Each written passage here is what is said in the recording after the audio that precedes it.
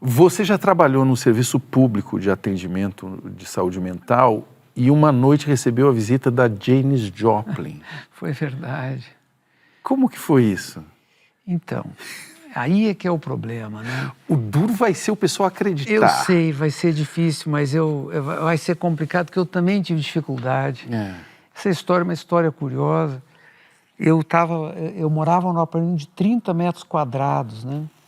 Estava começando na profissão. Aqui em São Paulo, não conhecia. A mim eu já disse que não conhecia, os outros muito menos. Então estava no nada, né? Como diria, eu acho que Guimarães Rosa. E aí eu pensei que achava estranho que eu não tinha um LP da Janis Joplin para ouvir Summertime. Aí fui atrás disso, nas lojas que tinham, fui numa loja, tinha umas lojas de disco, achei estranho que ninguém tinha. Finalmente achei numa loja na rua dos Estados Unidos um livro, um LP da Janis Joplin com uma característica. Ele estava arranhado, porque ele era demonstração. E eu que tenho uma ascendência judaica, habitualmente não compro disco arranhado. Quem teve disco sabe, não se comprava disco arranhado, né? Mas eu comprei, levei para casa e passei o fim de semana ouvindo Summertime e outros... Arranhado. Arranhado. Né? Bom, fui para o meu ambulatório de psiquiatria da Santa Casa de Guarulhos, no dia ou no outro dia, e recebo, então, era um ambulatório, atendia 40, 60 pessoas por dia, formava uma fila numa casinha, e eu recebi uma senhora que veio me dizendo, eu não tinha muito tempo para atender, né? Eu praticamente, como dizia a anedota, já estava fazendo a receita do próximo paciente. Né?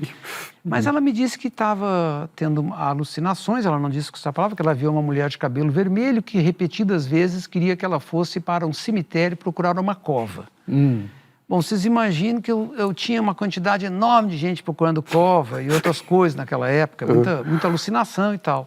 Mas eu sempre tive muita atenção, era criticado por atender devagar. Era para atender em 10, eu atendi em 12 minutos. Né? Então, aconteceu um detalhe engraçado. Naquele mesmo momento chega uma moça jovem, com um quadro de convulsão reentrante. Era para ter ido ao pronto-socorro, mas veio para o único lugar possível, você muito atender. comum. Colocamos a menina na maca, disse para a moça que eu estava conversando, virei o receituário, pedi para ela escrever o que a moça falava para ela. E fui atender a moça. O que falava na cabeça dela. O que ela estava ouvindo. O que ela estava ouvindo, porque ela não conseguia me dizer. E não tínhamos tanto tempo. E fui atender essa moça, que era um antigo sobrado, que dava para ver. Da sala onde eu estava, ela escrevendo lá e eu medicando. Tinha que dar uma medicação para sair da convulsão e tal. Quando saiu, eu voltei tudo rápido. E ela meio escrevendo ainda, eu sentei ali e tal, e disse, a senhora já escreveu e tal, ela me entregou. Quando ela me entrega o papel, eu tive uma dificuldade de ler. Uma letra ruim, um garrancho, eu estava com pressa, como vocês podem imaginar, né? Aí eu comecei a ler, daqui a pouco eu disse, isso aqui está em inglês. Aí fiquei meio assim, sabe? Pensando, e a psiquiatria, a psicanálise, tudo foi pro saco agora, né? E eu comecei a ler... Dava para entender. E dava para entender, eu tenho até o papel, não sei o que vão achar lá no céu disso, em todo caso. Ela começa dizendo o seguinte, Dear Doctor, né, querido doutor, I am from Port Arthur, Texas. Help me, doctor, I am a heroinoman. E aí na assinatura, eu demorei um pouco para ver, mas eu provo, estava escrito Janis Joplin. Só que estava escrito Janis Joplin. Aí eu perguntei se por acaso ela havia trabalhado em casas onde pudesse ter ido ao exterior, ou falava inglês, etc. e tal. Disse que não, que nunca tinham saído da roça ali. Num desses momentos aconteceu uma coisa curiosa, em que ela disse para mim, doutor, ela está do seu lado esquerdo aí. Ela falou? A moça falou que dentro do consultório? Do consultório, atrás do meu ombro esquerdo. Eu, àquelas alturas, não estava sabendo mais nada, mas a verdade é que eu senti uma presença ali.